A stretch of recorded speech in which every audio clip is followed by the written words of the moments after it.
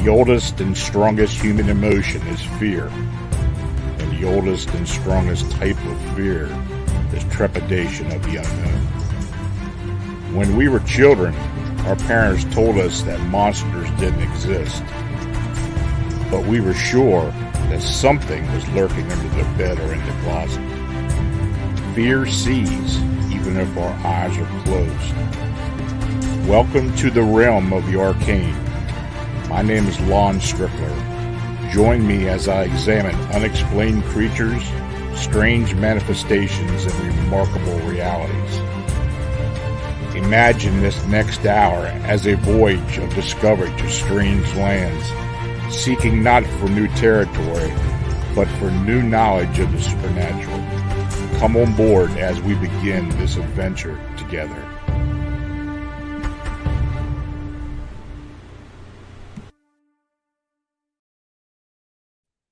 Hey folks, good evening and welcome to another episode of Arcane Radio, where we explore the unexplained live on Beyond Explanation with audio simulcast on Paranormal King Radio Network.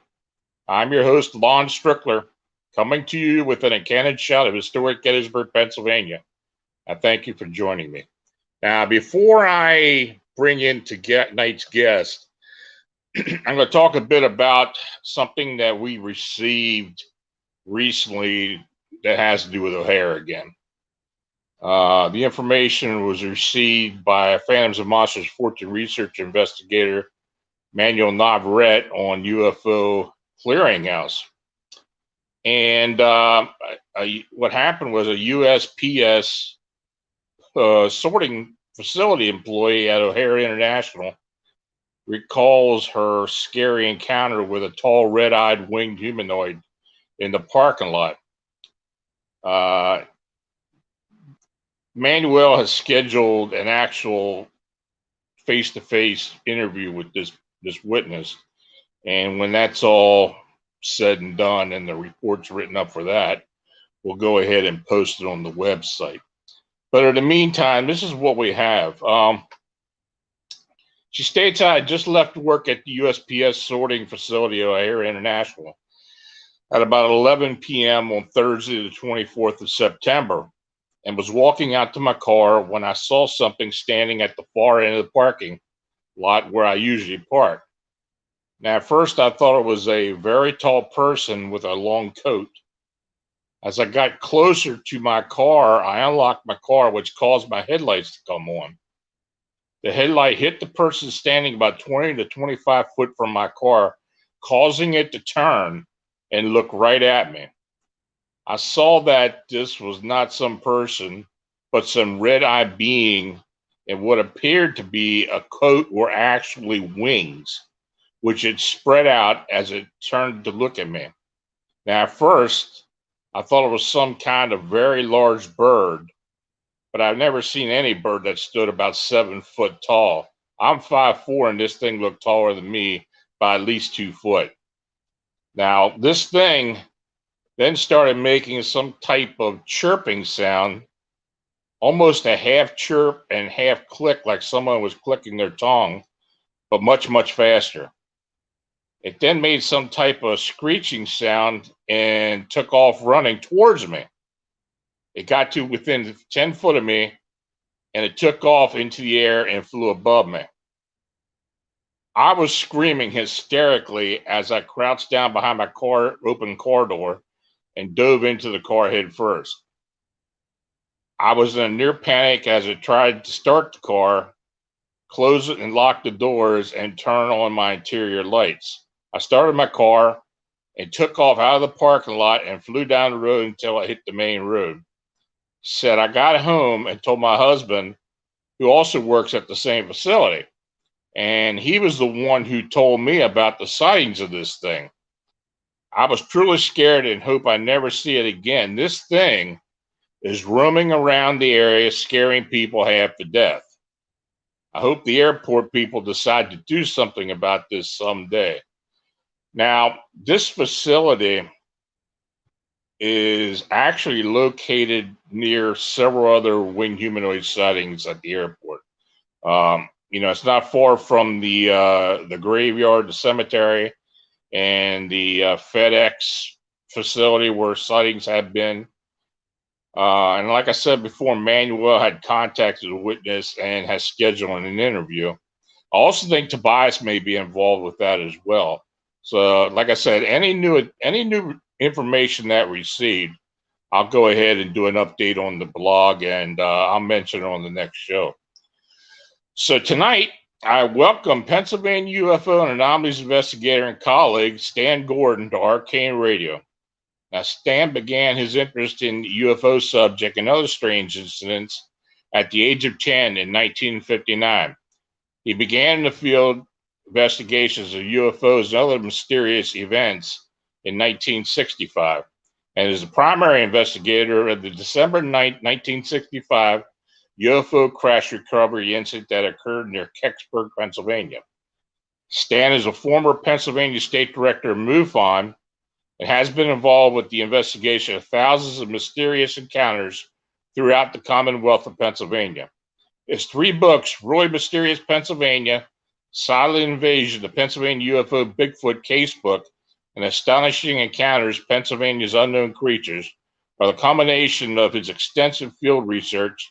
Stan was recently featured in the Small Town Monsters film, On the Trail of UFOs, and Stan's website can be found at stangordon.info. So, Stan, thanks again for coming on the show. Well, Juan, thanks for having me back on the program. I always enjoy it. Well, we appreciate you coming on. What's been going on? You have any new that you can report to us? Yeah, actually, this entire year, we've talked in previous programs how busy 2018 and actually such a surge of really interesting detailed reports in 2019. And very surprisingly, even with the virus situation, there's been just steady reports all year here through 2020, right through the last few days. And this past Wednesday, now, even though I focus on Pennsylvania, I do get reports from other states at times. And I did get an interesting report that happened actually early Wednesday morning up in New York State. And this would be an area near Lake Ontario. Probably the easiest reference would be in the general area, somewhere up around Niagara, up in that general area. And there is an investigator now looking into it. I've done some interviews with a witness. He did get a few pictures, and not real great, but there's something on them. He was just outside early that morning, and he observed this really unusual looking. He said it looked like almost like a beam from a headlight, like a headlight beam, high up in the tree across the road from his home. And suddenly this beam of light, it starts go on and off, and it gets real bright, then goes away. And soon after, it's followed by what he describes like 2 loops of light, like circles of light. And there's these small little, what he called orbs, that began to chase each other around these circles of light.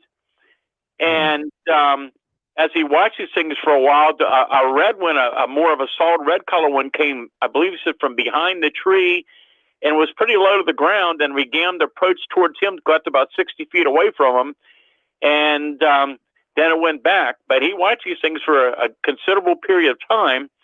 And so it's kind of interesting. But the other sighting that I got the same day happened here in the Pittsburgh area. So it's a suburb of Pittsburgh, and actually this is a pretty populated area, even though this was off the main area into a little more rural area of Monroeville, Pennsylvania, which there have been sightings before of different things. But this was a possible Thunderbird sighting, which I've had other reports this year in the last few years, and we continue to get these reports of these very large, huge flying wing somethings.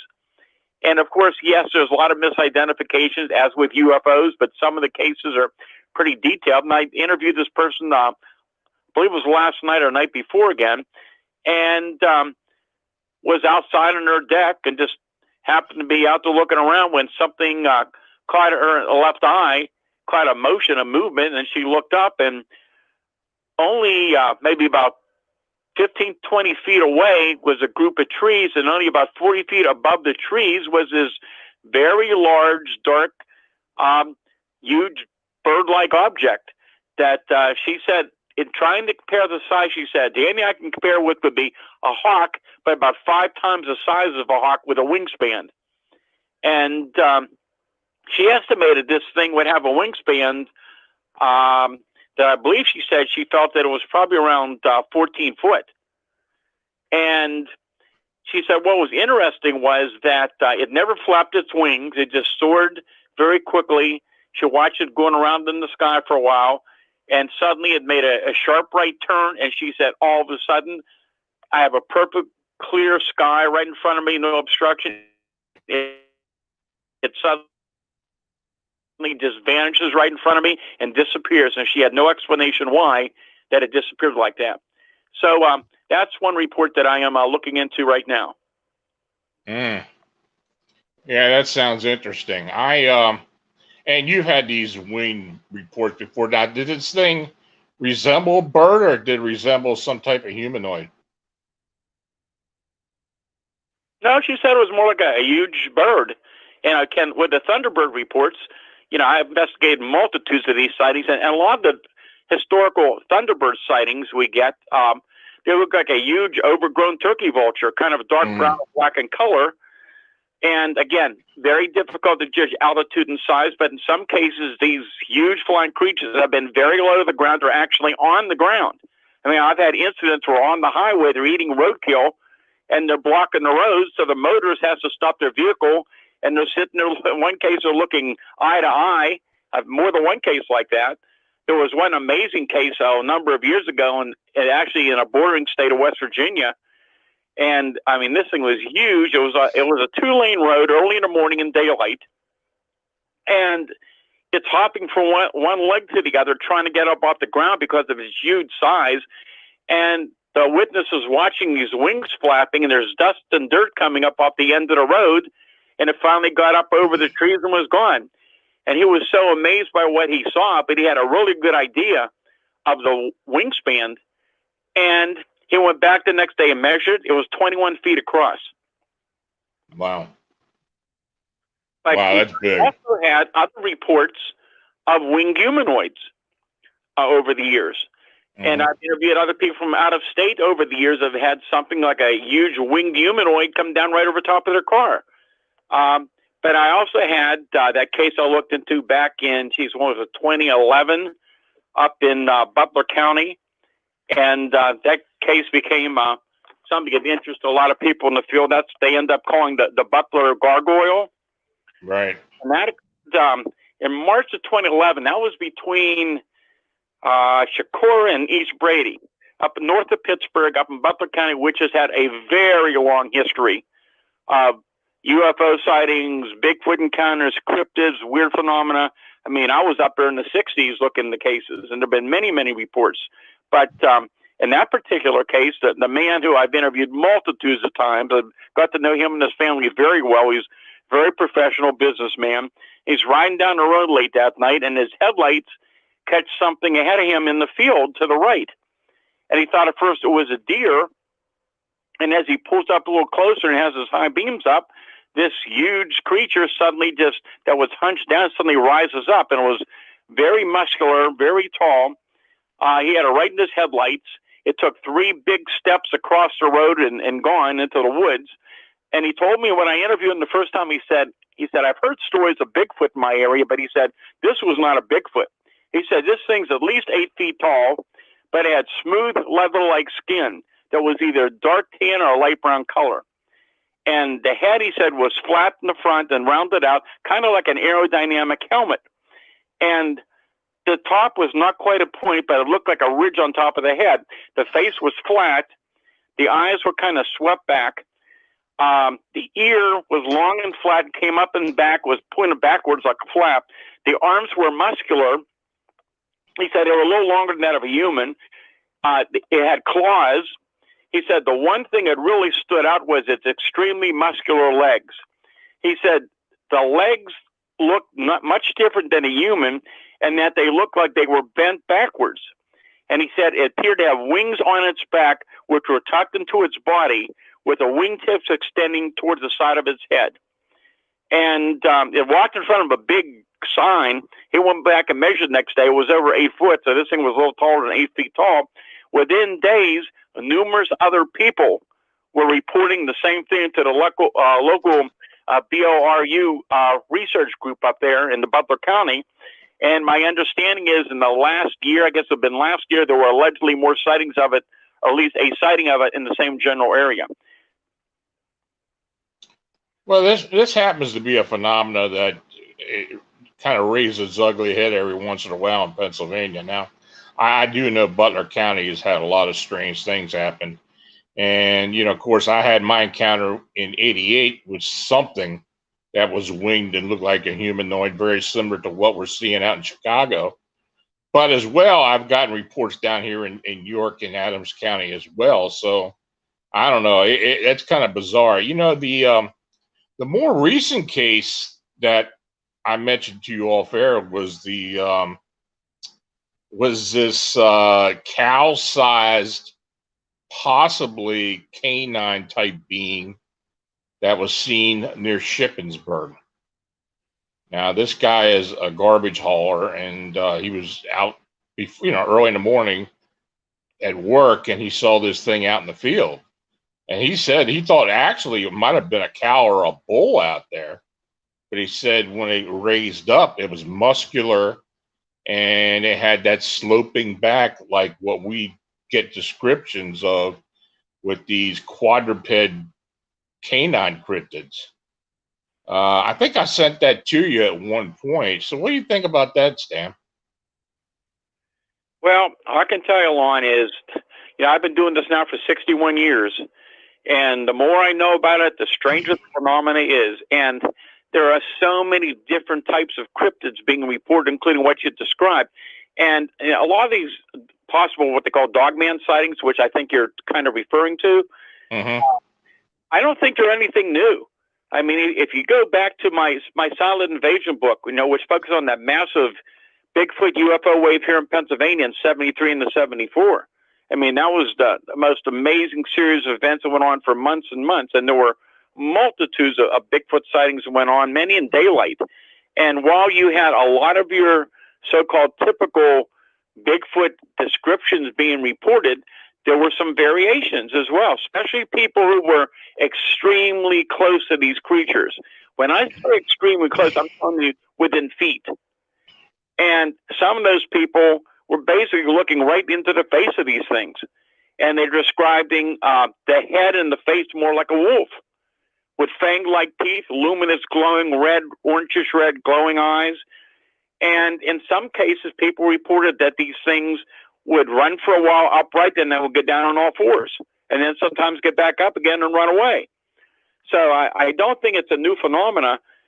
And I mean, there's all kind of strange things going on out there. It's just incredible. I'm actually working on my 4th book, and some of the things in there are just, it's incredible. And the whole thing is, and I'm sure you'll agree, you have so many types of these strange creatures being reported, not only in Pennsylvania, but around the country and around the world.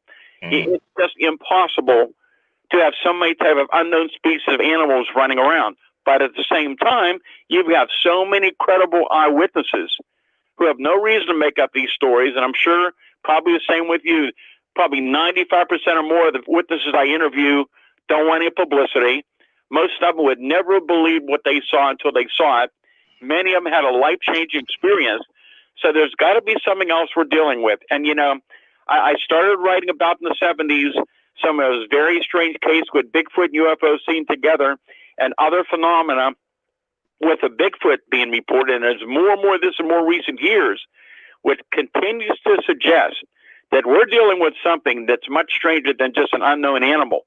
And once again, for lack of a better term, I think we're dealing with something that's interdimensional. It has a physical and a non-physical component to it, because of all these cryptids being reported, people are seeing them. Yeah, at times we get some tracks. You may get some other physical evidence at times, but we never come up with any bodies. There's got to be something else we just don't understand going on. No, absolutely. You and I have talked about that for forever. It's amazing. And going back to this canine, the cryptid canine sightings, these things have been being seen, for hundreds of years, quite frankly, here and around Pennsylvania, down in Maryland. I mean, you know, a lot of times, I think some of the earlier reports of what people call the Dueo were coming out of southern Pennsylvania into Maryland, and these old world German farmers that moved into the United States. They were reporting these beings and basically describing them as similar type folklorish or some type of canine cryptid, mostly upright, that they had encountered over in Germany. So, you know, you go back and start looking at those reports, and you know, it's very similar to what we're getting now. And of course, you know, Butch and I have been working on these upright canines and dogman sightings here in Pennsylvania, and there do seem to be two distinct groups here. You know, the uprights that we call the lichens, and then the quadrupeds, which kind of have that hyena look to it. It still has the large head. It looks like that of a wolf. But there are two camps, and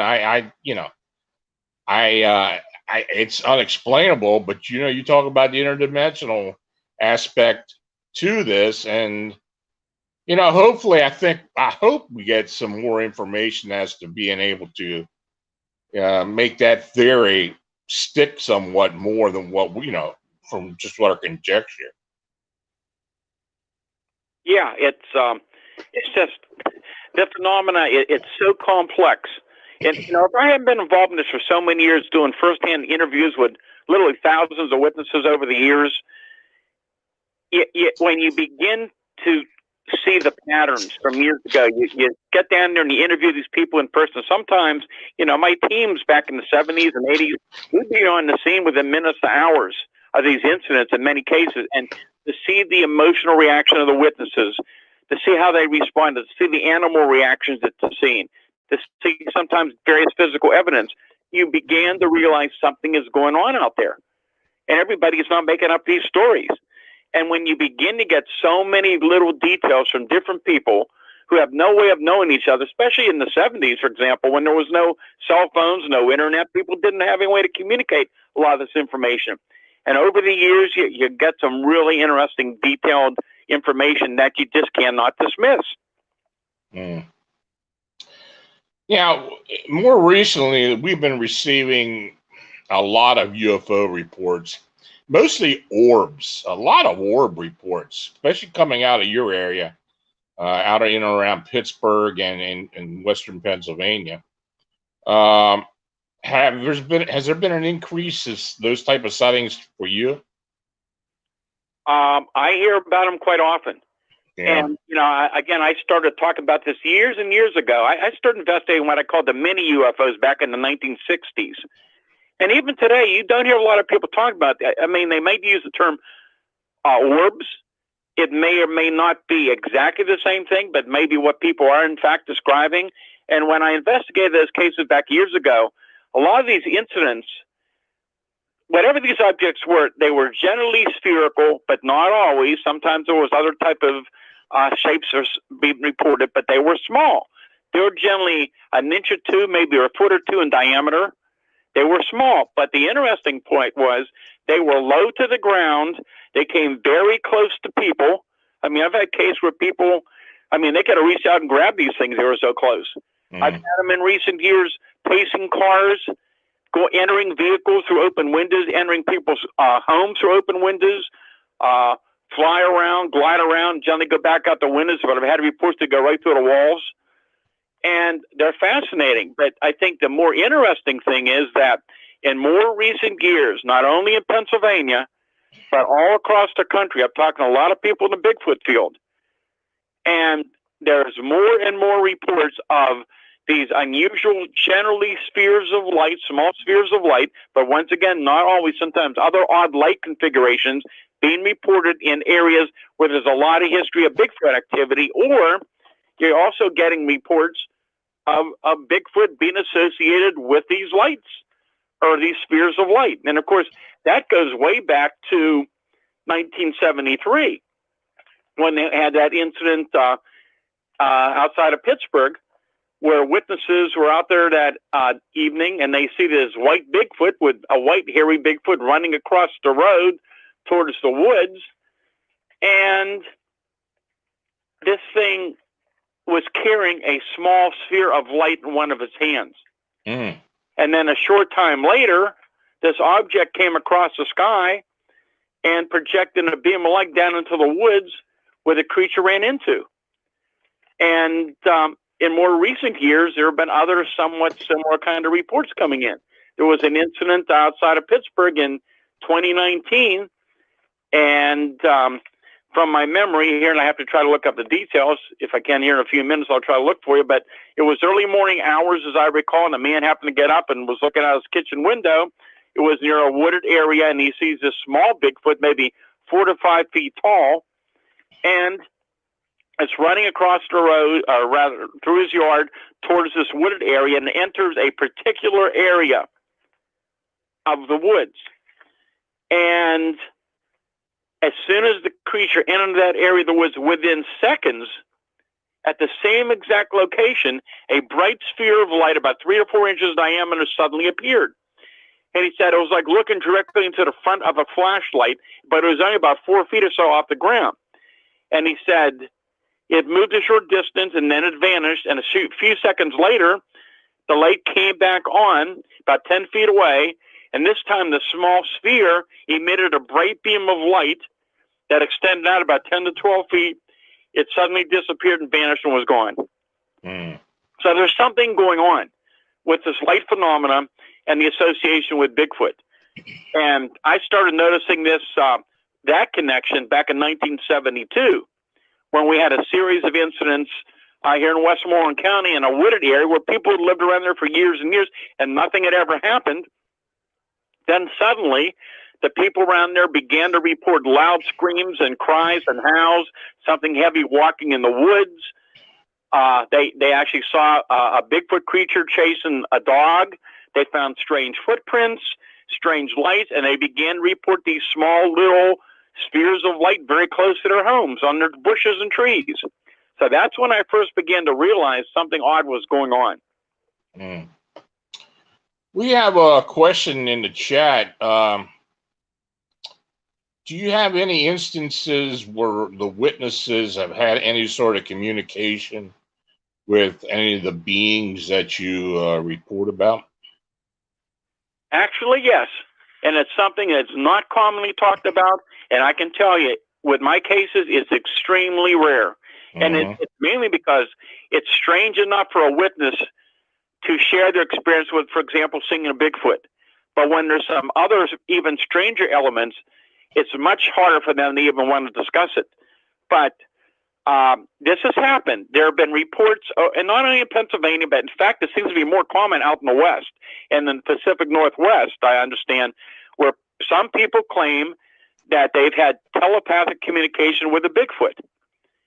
And again, here in Pennsylvania, it's maybe a handful of cases over the years I've had, and they're all pretty interesting. But there was one particular case that I won't forget because I was there when it happened, and there was information revealed at that time when I was there, allegedly from the creature, to a witness who was among a group of people where they had called me out not far from the Chestnut Ridge, which I'm sure we'll talk about. And there had been frequent Bigfoot sightings, and these people had seen this thing. And this one person said that they felt that this thing had been trying to communicate with them. And that evening, that person told us, as I'm there, that this creature was saying that there would be a UFO sighting the next morning, tomorrow morning, in another county, in Indiana County, about 15 miles away over Homer City. And guess what? Early the next morning, over Homer City, there's this very loud, low, strange sound in the sky that was so unusual with multiple people calling in. It led to a search by the fire departments and the police and made the news. So that's something I can confirm. Mm. Wow. We also had someone who asked how many law enforcement testimonials have been brought forward about having witnessed these creatures. In other words, are do you have officials or local authority making reports or getting involved with these cases? Over the years, I interviewed many local police officers and state troopers over the years who were witnesses to various phenomena, some of which included Bigfoot encounters or other cryptids, and I'll tell you about one of those in a few minutes. But I started interviewing, going back, of course, the early 70s. There were police officers that told me they encountered a Bigfoot during that time. There were others, I remember, down in the Mon Valley area, probably in early 70s as well. But there have been other reports since then, and there's been other investigators that I know that have interviewed other police officers as well. So, yes, a lot of these people have talked to me about incidents they were involved in, and it's fascinating. And again, the witnesses I've interviewed, they come from all walks of life, men, women, and children. They're professionals. Many are professionals. They're school teachers or engineers or scientists or hunters, outdoors, and police officers. What do they have to gain? They want no publicity. Most of them are very confused about what they saw because they can't figure it out. They don't want anybody to know who they are. Why would you make up such a story? But their stories are very interesting. And of course, one of those more interesting cases occurred back in August of 2017. And that was one of the stranger cases you and I have talked about. And this was a police officer on patrol here in southwestern Pennsylvania. And he was patrolling a rural area that he commonly was patrolled in, so he knew the area well. And he sees something on the ground that was kind of a very dull white light, a round light on the ground. And he stops his patrol car. He's thinking, I don't remember ever seeing any lights or artificial lighting on the ground. And as he's watching, this light suddenly rises up, or like stands up from the ground. And as he's watching it, he realized it was the weirdest, strangest thing he'd ever seen. And what he was actually seeing was the head of a strange being, about 6 feet tall or even larger. It was tall and almost skeletal thin. And the dull luminosity of the ball that he saw was actually the head of the creature that was illuminating the upper section of the body. And he only saw it for a very quick time. It turned, and he said it moved off. It was the fastest thing he'd ever seen, the way it moved. And he said he assumed it ran, but he couldn't see its legs at that point. And he said the head was maybe about 8 to 10 inches diameter, kind of shaped like a ball, but it could have been more egg-shaped. He really wasn't certain. He said the light was kind of a dull white. It illuminated the shoulders, the top chest, and the top section of the arms. He could not see its hands. Chest was about 18 inches across. Waist appeared to be small, and the arms were unusually long.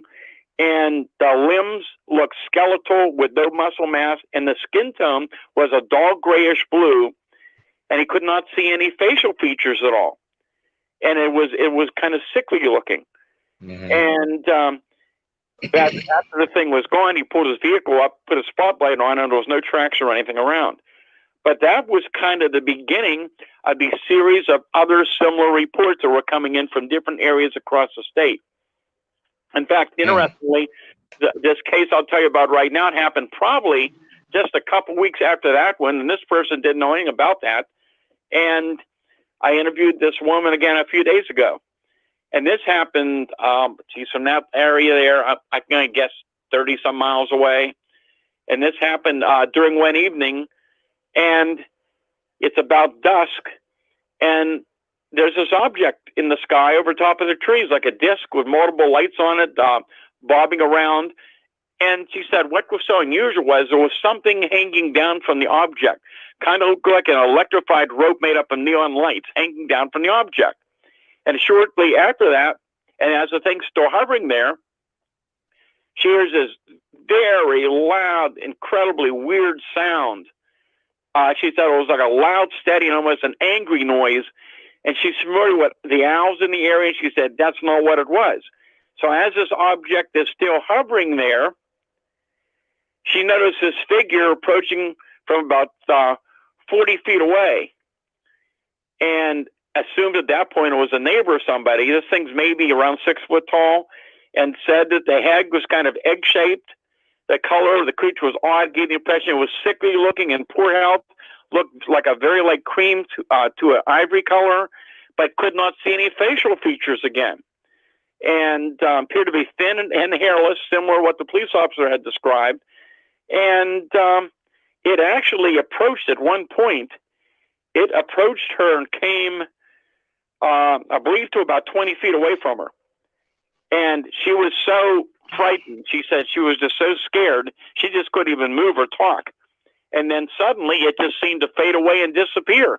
And at that point, she ran into the house. The UFO was still hovering there. When she got her nerve to look out later, probably a couple hours later, she saw neither one at that time. And then the reports continued and got even, some of the reports were even stranger of something similar. And I know you've had those kind of reports as well. Mm-hmm.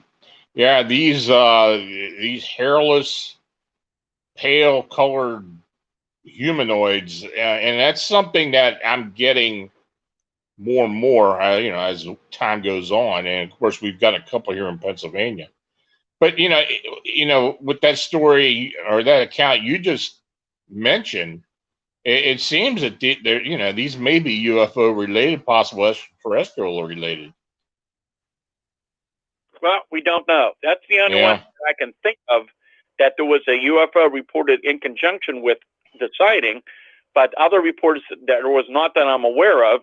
But I mean, some of the people were counting these things. I mean, they're just shocked. There was another fellow, and this would have been probably within weeks of the sighting I just told you about, in another area, southwest Pennsylvania. And this guy, basically, his home is in the woods, and he's in the woods all the time. He spent years in the woods. That's what he enjoys doing. And he had heard a sound, a bipedal sound. He knew deer. He's lived with deer up there, and he knew it was not deer, and it kind of frightened him because it didn't sound normal. And he went back down to his home, and a short time later, he's sitting there at the kitchen table, and 10 feet away, there's the large, unobstructed back door, so there's no curtains or anything on it. And here's this 6.5, 7 foot tall, skeletal, thin, humanoid creature, hairless, bent down with luminous, glowing yellow eyes staring right into his face. God. So, I mean, and it goes on and on. Yeah. Yeah, we had a report out your way, out near closer to Pittsburgh, of something that this gentleman saw in the woods that I don't know what this thing was. I mean, it was actually moving from tree to tree, but it was kind of lower to the ground. It was bizarre.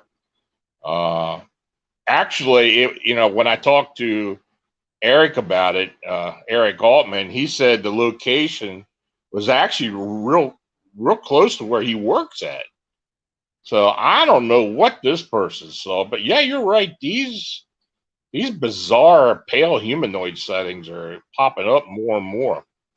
I got another question in here where someone asked if Bigfoot and little people are, I guess in general, any type of humanoid, even the ones that you're mentioning now, could there be a relation to these? It's so hard to say. It's such a complex phenomenon. I'm not sure exactly what they're talking about. If they're talking about, back in the 60s, 70s, some years since then, especially back in those days, 60s, 70s, there were a number of reports of UFO landing cases, not only in Pennsylvania, but again around the country. Mm-hmm. And back then, it was not uncommon to hear reports of small humanoid creatures were being reported in conjunction with some of the UFO sightings. And we've heard about the Greys. People talk about the Greys, and other similar type of beings have been seen. I've had reports of small entities, even in recent years, that basically don't walk across the ground, but they float or glide across the ground. And not only humanoids, I've had reports of Bigfoot-like creatures doing the same thing. That's what I'm saying. There are aspects to Bigfoot most people don't know anything about, or prefer not to talk about it, because it even makes the phenomenon even stranger and stranger. I mean, one of the first things I began to notice back in '73 when my teams would get out to some of these locations would be that there would be trails of footprints. And a lot of these tracks were, 13, 14, 17 inches long, but with a big stride between them. And we would see them in all type of ground conditions, including later in the wintertime, in fresh, heavy snow. And you follow these tracks, and they suddenly stop, vanish, and disappear, which made absolutely no sense. There's no way, under the conditions we found them, you could have fabricated that. And these kind of reports are continuing even this year. I mean, even the last few years, we're getting reports all across the state of people telling me the same thing. They're seeing these big tracks in the snow. They follow them. They suddenly vanish and disappear. But it's so, again, I'm repeating myself. The phenomenon is so strange and unusual. I said years ago, it's so strange and unusual, it protects itself. Because who's going to believe it? Yeah, well, that's just it. Who's going to believe it? Some of the stuff we get is just so bizarre. Of course, we got to question at some point sometimes too. But I don't know. But it is interesting though that you and I will get reports, and other investigators in the state too, that are very similar. We may think it's strange, but then when we talk to each other, it's very similar to something somebody else told us. So it is. It's really, really quite bizarre. Here's an interesting question. I don't know if I've ever asked you this, but have you ever had any types of MIB or government agencies get involved with anything that you're investigating? Yes, I have. And, it's been years and years ago. I can remember some of these things from memory, and others I'd have to look up. But I get into some of this in my books, actually. My Really Mysterious Pennsylvania and Silent Invasion goes into it during that massive wave of 73 and 74. It is without a doubt probably one of the strangest outbreaks ever recorded. And it was well documented. I mean, we have all the documentation on the cases. It was in the news back in 73. You got to remember, there was no internet back then. So the local newspapers and many newspapers across the state, and even some of the national news wires, were picking up a lot of sightings of some of our investigations. And it was just an amazing time to live through. I mean, we were out there day and night. I spent weeks out there day and night continually investigating reports with my teams. And we came across some very interesting things. But it was during that time, I think it was September of 73, that I got a phone call from a fellow who told me he worked for the government. They were very interested in the research I was doing and the investigation on Bigfoot. I was given the name of a laboratory in Washington, D.C., and the name of a contact, a phone number to call in the event that we came up with a body or anything very, very significant.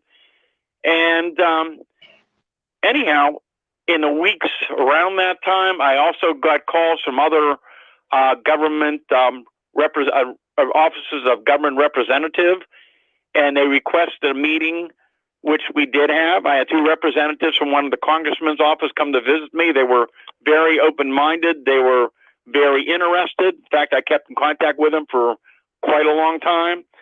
And I actually gave them that phone number. I was given one, and they confirmed, yes, it was a government number. And there were about other cases, though, over the years that I was involved in that were very interesting, where somebody, who they were, was it a government agency? Was it something else? I don't know. Of course, the interesting thing was, in some of those cases, was that nobody knew about them. Nobody knew about them.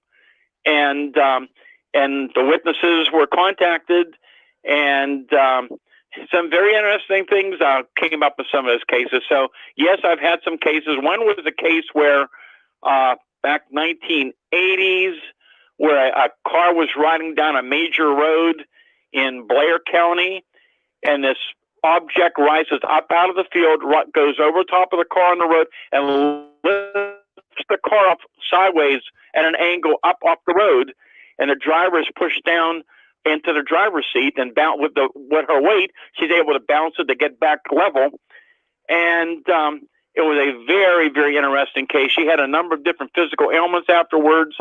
And from what I remember, and again, I have to look at my notes, but I guess within days, I believe her neighbors saw this as well. I think one case, I think it happened twice, at her home early one morning, a car pulls up with, I believe, men in dark suits. I believe they were in dark suits.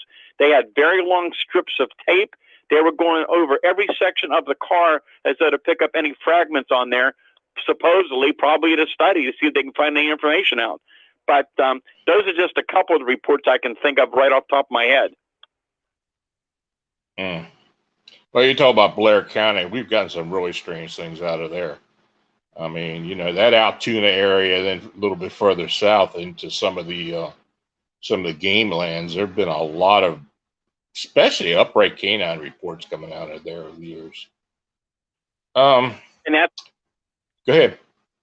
now I was going to say that's also an area where historically in the game lands around the area of a lot of UFO sightings. I mean, low level, not high altitude lights. We're talking large structured objects low to the ground, and I know there's been Bigfoot activity up through that area. And then when you go down through Cambria County and you get into Indiana County, then you're going down towards the ridge down this way, and through those areas, there's a lot of history of all kind of phenomena. This is going on everywhere, and people don't realize how much of this is taking place. I mean, we can't even begin to imagine, because I know you found the same thing.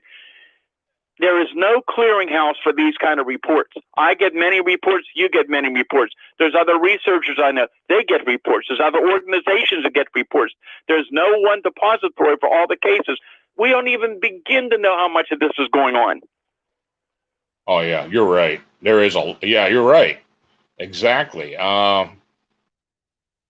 It is. I mean, we get all, you know, I know most of the researchers in Pennsylvania are people that investigate, but you know, even if somebody it's not known to us, you know, they're getting sighting reports. You're right. If there was some type of clearinghouse where we could put this stuff together, I mean, I would welcome that. Absolutely. I mean, you know. And as you said, you know, when we on a rare occasion get together, or when we do radio shows and you talk to witnesses, you talk to other people, you and I, both researchers, and we talk about some of those little details that come out, and where everybody's surprised, because that's the same kind of thing I'm finding out. And, you know, one of those, and we've talked about this before, and I started mentioning this, 3 or 4 years ago, and then you started saying, yeah, I'm noticing it too, is that in some cases I've had where people were physically very close to Bigfoot or other cryptids, they noticed an interesting reaction from the creatures. And that was that, you know, in a lot of the cases with the observation of cryptids, they don't seem to be bothered whatsoever, even when people are close by. But in some cases, they seemed to realize that they could be seen by the human witness, and they became very startled and very upset, and there was a strong reaction. And I think that might well be a clue to what's going on.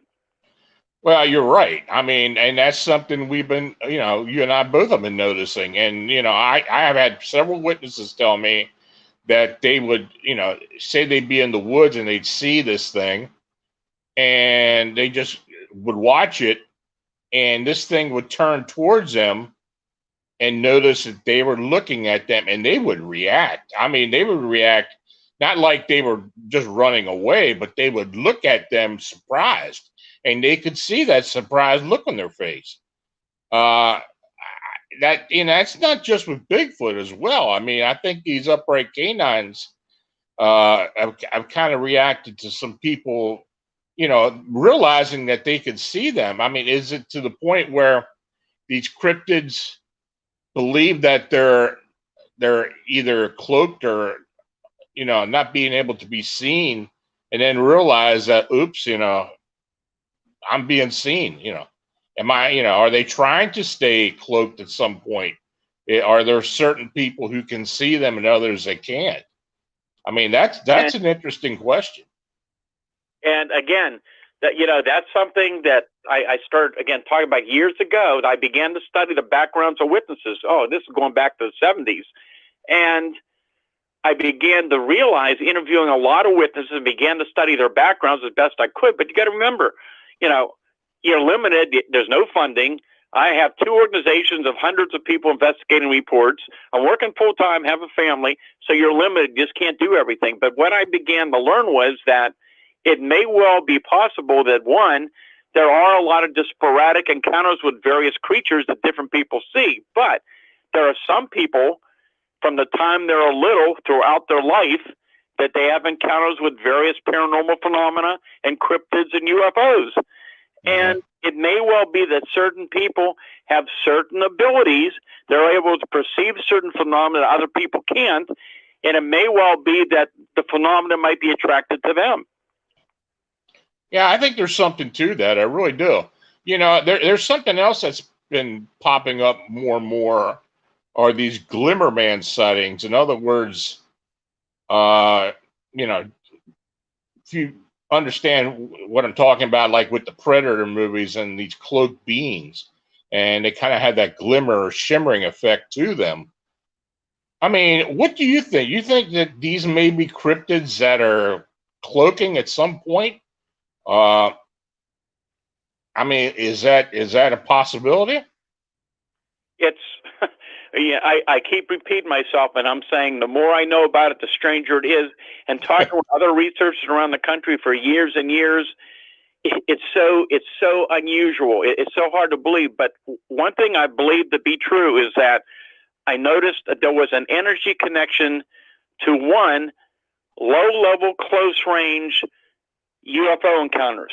So we're not talking lights in the sky. We're talking the incident of large structured objects that are seen in great detail, low to the ground and close to witnesses, and encounters with Bigfoot and other cryptids that commonly occur in the vicinity of high energy sources. So you've got many, many reports around, once again, high tension power lines, power plants, railroad tracks, radio towers, gas wells, gas lines, reservoirs, rivers, sources of energy. I have no doubt there's an energy connection to it. And some of the reports are so bizarre. I mean, there are reports of balls of light that change into creatures that change into other creatures. And another thing with Bigfoot that some people never hear about, there have been incidents, and I think you probably have some too, I know other researchers have, where a Bigfoot is seen being accompanied by another cryptid. So you might have a Bigfoot and a Black Panther seen together, or an out-of-place animal in the case of Black Panthers. And that's another whole phenomena that I've uncovered some very weird things about. We've had 3 Black Panther sightings here in Western PA this year, all in daylight at close range. Yeah, you know, that is something that does pop up, especially out there on the ridge, where it does seem to be some correlation between two different types of cryptids that you wouldn't even think had anything in relation to each other. I guess it's possible that it's something that's very similar to with the UFO alien Bigfoot connection as well. Well, you know, I've had these well-documented cases with UFOs and Bigfoot seen together at the same time and place. And of course, that famous case that occurred October 25th, 73 in Fayette County, you know, near the Ridge area where there's so many reports year after year. And I mean, that was such a well-documented case. We had multiple eyewitnesses observing this barn-sized object land in the field. And even though it was a big red sphere in the sky when it went down, when the 3 witnesses went up to the pasture to investigate, and this object is on the ground right above it. Now it's about 100 feet in diameter, but it's a big white dome making this high-pitched whining noise, illuminating the area. But again, the short part of the story is there were 2 Bigfoot creatures in the field at the same time. And that was amazing. That was the case that really convinced my team and myself that there's something more going on here than any of us had ever realized. Because, you know, when I got involved in investigating Bigfoot back in the 60s, I mean, I was fully convinced that Bigfoot was some type of unknown animal, some type of unknown animal species. I wasn't looking for any of these strange things. But as the events of the 70s began to unfold, and you interviewed so many different people, just normal people who had no interest in these kind of reports in most cases, and they're telling you about seeing the strange lights on their farm and then hearing screams and then seeing a Bigfoot, and you got all these other reports coming in from widespread areas of the state, and they're still continuing to occur. And again, not only in Pennsylvania, but around the country and around the world, similar reports. But you don't hear a lot about them, even though in more recent years you're beginning to hear more about it. You're hearing more people in the Bigfoot field beginning to talk about it now. There have been several new books written about it in the last couple of years, and it's getting out more and more. So at least people are becoming more open-minded, because they asked the same question they did years ago. If Bigfoot's real, where's the bodies? Well, exactly. I mean, that's something we've been looking and asking questions about for decades. Where are the bodies at? And yeah, you're right. There does seem to be a more open-mindedness to the theories that these beings may either be able to move within realities, or is possibly some type of being that's being transported on craft and such. I hear so many crazy things as you do, and as time goes on, they aren't as crazy as you originally think they were. That's it. But one thing again, I'm not suggesting that Bigfoot is a passenger in a UFO, because we don't even know for sure what the UFOs are. I mean, we have had theories over the years. I said for years there's more than one origin to the unknown category. But again, with many UFO reports I receive, even in daylight, suddenly you have these objects that suddenly appear out of nowhere. Some look physically solid. They suddenly change physical form from one form to another. They suddenly appear and disappear. There's similarities to with some of the Bigfoot reports we have. I think more and more as we look into these phenomena, that a lot of the paranormal stuff, that a lot of the cryptid stuff and UFO stuff, it's somehow all related somehow. We just don't understand. It's beyond our present scientific understanding. And I think one day we'll know a lot more, but right now we just don't. Yeah. Oh, I agree with you. And, I think with a lot of the reports that we are getting more recently, I think this connection theory is conducive to what we're seeing. So, yeah, hopefully we're going to get some answers. It's strange because, like these winged humanoids that sightings we're getting, especially in the area around O'Hare and the Rosemont area, we are getting alien beings or alien-like beings being associated and being seen with these winged humanoids, and with UFO sightings as well. And the UFO activity, according to witnesses that we have been talking to, is picking up around O'Hara. So I don't know what is going on and why this is happening, but it's funny that the personnel at the airport, I mean, the top dogs, they're trying to keep it quiet as much as possible, but the people that are working there, and they're seeing it, and it's starting to get out. So hopefully, we're going to get some more information as far as that goes. So Stan, what do you have going on? What's coming up? I know you said you're working on a book. Is there anything else? I know the COVID-19 has things all screwed up for all of us, but what do you have? What plans do you have? Well, unfortunately, you're right. I had multitudes of speaking events that were set up for 2020, and of course, everything has been canceled or being canceled. And so I've been pretty much stuck here in the house, just doing reports and getting investigations and interviewing witnesses and doing radio interviews and working on my book. So I'm keeping busy. There's a lot of talk about having events next year, but we're all going to have to wait and see what happens, because nobody knows. It's like I always said, this whole virus situation is like a sci-fi movie with no ending. That's a good analogy. Well, Stan, thanks again for coming on the show. I appreciate you coming on. Always good talking to you. And my friend, I hope we just keep getting more and more reports. It's interesting. Even though there is a lockdown, or there was a lockdown with this COVID situation, we're still getting reports. It really hasn't slowed that up at all. No, I'm surprised. The reports all year long. The reports coming in. It's just amazing. That's for sure. People can go to my website, by the way. It's stangordon.info for some reports and other information. And my books are available on Amazon.com and BarnesandNoble.com. Absolutely. But thanks again, Stan, and we'll be talking soon. All right, Lon. Thanks for having me back on the program. You take care. Have a good weekend. Now, if you have an unexplained encounter or sighting, feel free to contact me through the Phantoms of Monsters blog site.